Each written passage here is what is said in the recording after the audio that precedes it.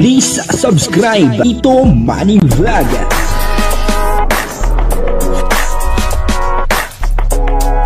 Payagan po si Tito Manny Vlog na mag-reactor para pambiling gamot sa kanya pong karamdaman. Wala man siyang records ng ng away. May mga nagtatanong na kung saan daw dinadala ni Krista yung mga pera na nakukuha niya or natatanggap niya.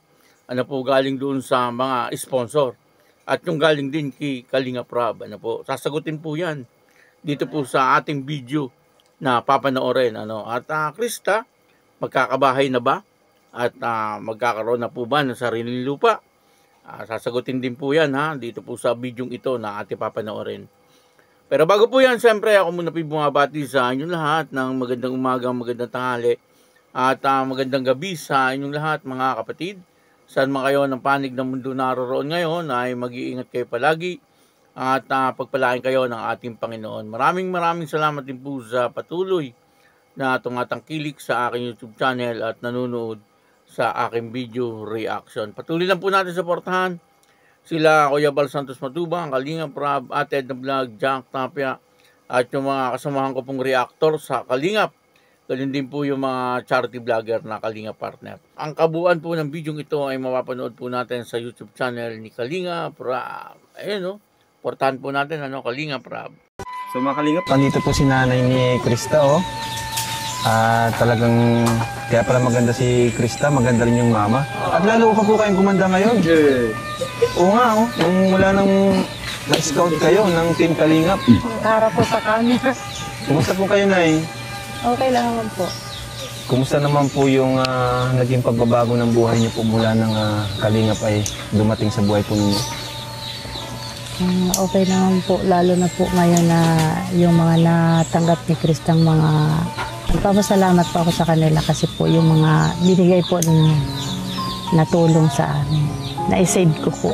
Wow!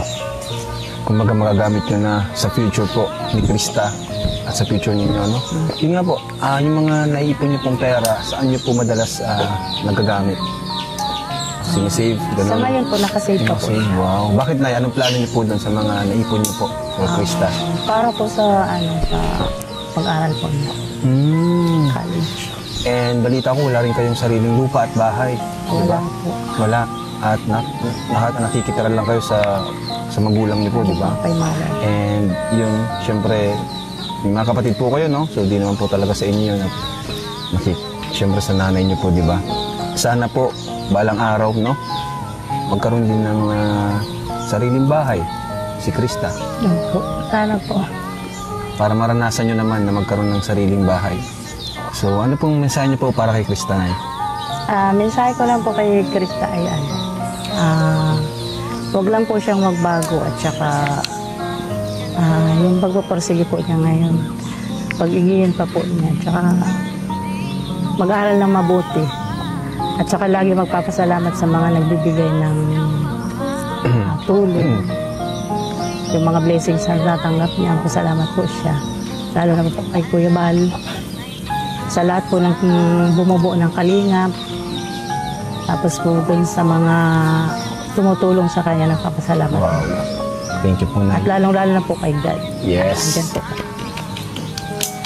Thank you po ng marami. Lalong-lalo na po kay Etats, kay Maria Ligaya, sa inyo po. At lalong-lalo na po kay Kuya Bal. Thank you po sa mga blessings na tanggap po ni Krista. Maraming salamat. Talagang life-changing po talaga na. Biglang nabago yung buhay niyo. Na dati ay marami kayong utang, sabi nga ni Krista. Dati wala kayong mapagkunan ng allowance ni Krista.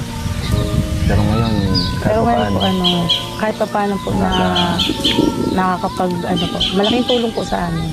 Tsaka yung savings po talaga, sabi ko nga, kailangan habang andyan pa nagbibigay, i-save natin. Para, kumbaga... Hindi naman kasi habang buhay, di ba may tutulong?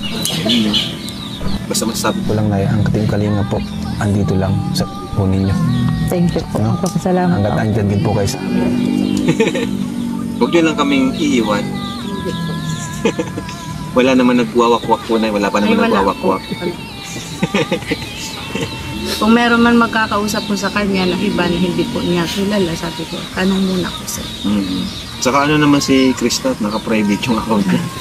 Diba? Opo, Yung kasi nakakatawa sa minis- kanya. Kita siya, nakaraan- i-open yung account niya sa Yung public. nakaraan po, sira po yung cellphone niya po kasi parang may gumamit po kasi Ay. ng account ko. Naku po. Delikado yun. Kaya po nung nabigyan po siya ng bagong cellphone, yun na. Okay na. So, thank you po, Nay. Thank you po. Yun lang Thank you po, po. maraming salamat. Uy! Uy! Sige, na naman ni Krista. Ganda ng anak ko. Kung magiging lalaki ako ngayon. Ganda. Krista! Parang si Krista. Galing ni Krista magdala ng damit, no? Oo. Simpleng damit lang ay. Parang niya na ginayarong purma niya. Hawig nga niya. Damit tong kamukha si Krista. Kala ko nga pa nag-iisip. Tara! Tara po. Let's go. Yun po, no, dito ay maliwanag, ano po yung sabi ng nanay ni Krista, no, na yung mga nakukuha ni Krista na biyaya, no, yung mga blessing na galing po sa mga sponsor, ano po, at yung galing din kay Kalinga Prab, ay iniipon po nila. Ano, kumbaga ay talagang naka-savings po yun. Ano po, siguro nababawasan din, ano, hindi naman po maiwasan na hindi bawasan po yun, kasi siyempre, sa hirap ng buhay ngayon. At ang isa pa po, siyempre, nangangailangan din po yung pamilya ni Krista. Ano, natural lang na mababawasan po yun. Pero, mas marami po yung sigurong nakatabi. Ano po, para po doon sa future ni Krista, no? At ito nga si Krista, siyempre, mag-aaral po ito ng college. Ano, siyempre, kailangan po, talagang meron po siyang naitatabi. At hindi po natin alam, ano, sa ngayon ay wala pa naman pong binabanggit etong si Kalinga Prab tungkol po sa pag-aaral ni Krista, kung ito po ba ay gagawing scholar ni Kalinga Prab. Sa tingin ko po ay talagang magiging scholar po ito ni Kalinga Prab. Ano po, at dito ay nabanggitan din ni Kalinga Prab, ano po, tungkol po doon sa bahay nila Krista. Ito po pala sila Krista ay naninirahan lang, ano po, doon sa magulang nung kanyang ina, ano, kumbaga ay lola ni Krista, ang may-ari po nung bahay na kanilang tinitirahan. Kaya ang ibig sabihin ay wala pong sariling bahay etong sila Krista. At ang sabi nga po ni Kalinga Prab, baka daw po dumating din yung panahon na magkasariling bahay etong si Krista, ano, at sariling lupa. Hindi naman po nangako si Kalinga Prab na pagagawa niya, pero sa tingin ko po ay yun po ang balak ni Kalinga Prab, ano, na pagawan din ng sariling bahay, ano po, etong si Krista, upang sa ganon ay hindi na po sila naninirahan. Sa ngayon ay talagang napakaganda po ng nangyayari sa buhay ni Krista. Ano, hindi lang po kay Krista, no, maging kay Kalingap Mikoy. At sinabi po yan ni Kalingap Mikoy na talagang hindi niya po akalain, ano po, na sa mga panahon ngayon ay talagang nag-uumapaw yung blessing na kanilang natatanggap. Ano po, totoo naman po yun, ano, kitang-kita naman po natin na talagang halos hindi matapos-tapos, ano po, yung pagbabasa nila ng mga natatanggap po nilang biyaya. Ano po, mga ano, yung pong natatanggap nila, talagang napakarami po, ano, ng natatanggap nila, ano, sa iba't ibang sponsor. Kaya maraming salamat, siyempre, doon po sa mga tao na nagmamahal sa Mikris. Ano po, at talagang naandyan po kayo na hindi nyo po pinababayaan at patuloy nyo pong sinusuportahan etong Mikris, ano. Ganun din siyempre doon sa mga viewers, ano, na hindi po nag-i-skip ng ads. Ano po, siyempre napakalaking tulong po noon, ano po, para kay Kalinga Prab, kasi alam naman po nating lahat na yung kinikita po ng bawat love team, ano po, ay marami po natutulungan po niyan. Yan po ay tinutulong ni Kalinga Prab doon po sa kanilang mga ibang beneficiary. Ano, kaya kung nanonood po tayo, ano, ng bawat mga love team, ano, hindi lang po dito sa Mikris, ay wag po natin skip yung ads. Upang sa ganun ay makatulong po tayo, ano, sa pamamagitan po noon ay magkakaroon po tayo ng ambag, ano po, doon po sa mga pagtulong ni Kalinga Prab doon po sa mga tao na naghihikaw sa buhay. Ano po, kaya itong Mikris ay isa po ito sa ginagamit ano po ng ating Panginoon upang sa ganon ay makatulong po doon po sa mga ibang tao na talagang nangangailangan po ng tulong. At sana ay magtuloy-tuloy po ito, no? At umabot po ng ilang taon ang telesharing ito.